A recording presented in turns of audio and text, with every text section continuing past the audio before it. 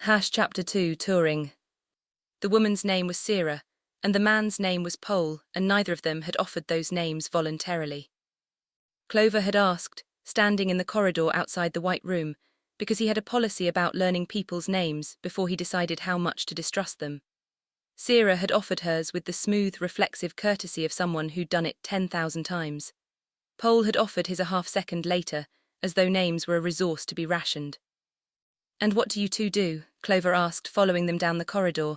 "Officially, we are your liaison team for the duration of the investigation," Sarah said. "Anything you need, access, information, resources, comes through us. So you're my handlers." "We prefer liaison." "I'll bet you do." The corridor was the same white as the room, the same sourceless light, the same absence of shadow, which Clover had now decided was the most unsettling thing about the place, and he'd encountered some genuinely competitive unsettling things in his career. Shadows meant light came from somewhere. Light that came from somewhere meant the world had an opinion about direction. This light had no opinions. It illuminated everything equally and therefore nothing meaningfully. His footsteps made sound, theirs didn't. He didn't say anything about that yet. The corridor opened without warning into a vast atrium, and Clover stopped walking because the alternative was stepping forward into something he wasn't ready for. Touring. It rose around him in towers of pale stone and glass that caught the light and gave it back cleaner than they'd received it. The atrium opened onto a boulevard that stretched in a long, gentle curve, lined on both sides with structures of extraordinary architectural confidence, buildings that knew exactly what they were and had no anxieties about it. Bridges connected towers at impossible heights, thin and precise as surgical instruments. Greenery grew in careful formations, trees and hedges shaped to aesthetic perfection, every leaf in apparent agreement with every other leaf about the correct way to be a leaf. The sky was the specific blue of something that had been decided upon rather than arrived at naturally. Not wrong exactly, just resolved, a sky with no interest in clouds. And the people. The boulevard had people on it. Dozens of them, moving with unhurried purpose, dressed in the same restrained palette as everything else, whites and greys and the occasional muted blue, nothing that would argue with the architecture. They moved between the buildings and across the bridges and along the wide flat paths, and they were all. Clover watched them for a long moment. They were all fine. That was the word that kept arriving. Fine. Not happy exactly, not engaged exactly, fine. The expressions were pleasant and the movements were smooth, and there was no one sitting on a step looking at the ground, no one arguing in a doorway, no one eating something messily while walking, no one laughing too loud or walking too fast. No one doing any of the 100 small undignified things that people did when they were actually people going about an actual day. "How many people live here?" he asked. "In Touring proper, approximately 200,000, Sarah said. "And they're all just," he gestured at the boulevard, "like this, all the time." "Touring is a well-ordered city," Pole said. There was something in the way he said it that might have been pride, or the memory of pride, or a recording of pride played back at the correct speed. Clover said. They walked, Sarah narrated. The towers were residential and administrative and civic, organized on principles of elegant efficiency that she described in terms Clover let wash over him while he looked at other things. The greenery was maintained by automated systems. The infrastructure was, and here she used a word he didn't recognize that meant something like self-sustaining. The city had not required significant external resource input for, she mentioned a figure, a very long time. "Where are the restaurants?" Clover asked. A pause. "There are dining facilities in each residential." "I mean restaurants, places you go because you feel like going somewhere. Because you're hungry and you want to sit somewhere that smells like food and listen to other people talk too loud. Nutrition in Touring is." Forget it, he stopped walking. They were on the boulevard now, among the fine people moving in their fine, unhurried ways. A man passed within arm's reach, glanced at Clover with polite and empty interest, continued. "Where are the children?" Sarah and Pole both looked at him. "I've been walking for 10 minutes, Clover said.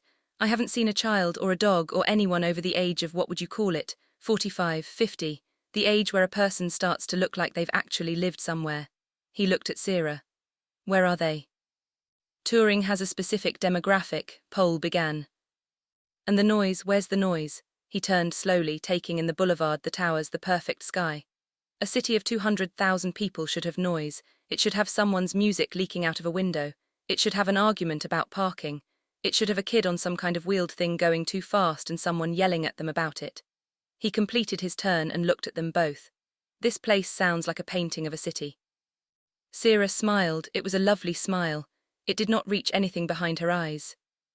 Touring is different from what you're used to, she said. That's to be expected.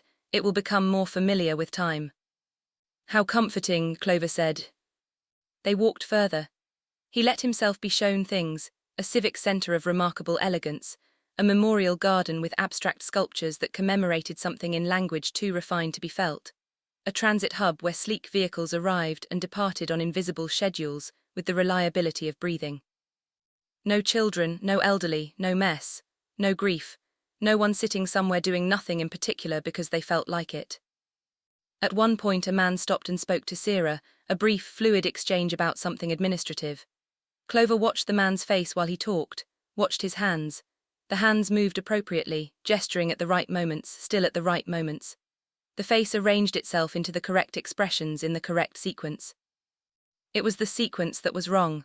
A beat too considered. A half-beat's delay between the stimulus and the response, as though each expression had to be located before it could be worn. The man finished his exchange, nodded to Clover with that same polite and empty interest and moved away. Clover watched him go. "Pole," he said. "Yes. How old is touring?" A pause. The city in its current form has existed for. "How old are *you?" The pause this time was different.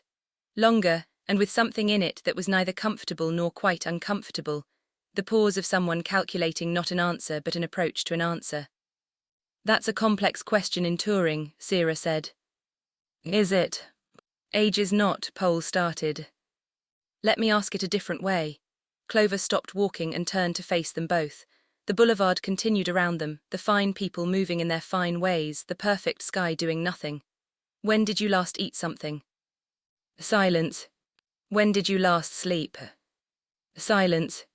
"When did you last," he tapped his chest, "need anything? The way a body needs things, needs water, needs rest, gets cold, gets hungry, gets." "Mr. Clover," Sarah said. "There it is," Clover said quietly. He looked at her. Really looked, the way he looked at crime scenes, not at what was presented, but at what the presentation was trying to manage. The smoothness of her. The light in her eyes that was consistent and level and never varied the way eyes varied when the brain behind them was doing the complicated biological work of being alive. He looked at Pole, same thing, same quality of not wrongness, completeness, a finished thing. He looked out at the boulevard, at the 200,000 residents of touring moving through their perfect city in their perfect clothes under their decided sky. "Oh," he said. Not to them, to himself. To the version of himself that had woken up an hour ago thinking this was going to be a strange assignment in a strange future, and had not anticipated this particular asterisk strangeness. "Mr. Clover," Sarah said, and her voice had shifted into something careful and prepared. "We had intended to explain this during the formal briefing." "No, you hadn't," he said. "You were going to let me figure it out and then explain it when I cornered you, which is fine, I've cornered people in worse places." He put his hands in his pockets. His lower back was still complaining. At least that was consistent. So, the whole city. "The leadership and citizenry of touring, yes," Pole said. "Consciousness transfer was. I know what it is, we had theorists, we had people writing papers about it." He looked up at the decided sky. "I just didn't think anyone would actually," he stopped. 200,000. "In touring proper," Sarah said, "yes." "And you've been doing this for?" "Centuries," Pole said. The word landed differently coming from him. Clover stood on the boulevard of the most perfect city he had ever seen, surrounded by 200,000 people who were not people, under a sky that had been chosen like a paint color. And he thought about the way the man's expressions had arrived a half-beat late, and the way nobody's footsteps made sound, and the way the whole place smelled like nothing, and he thought, "The court sent me here as a punishment." "Right," he said eventually, "take me to the crime scene."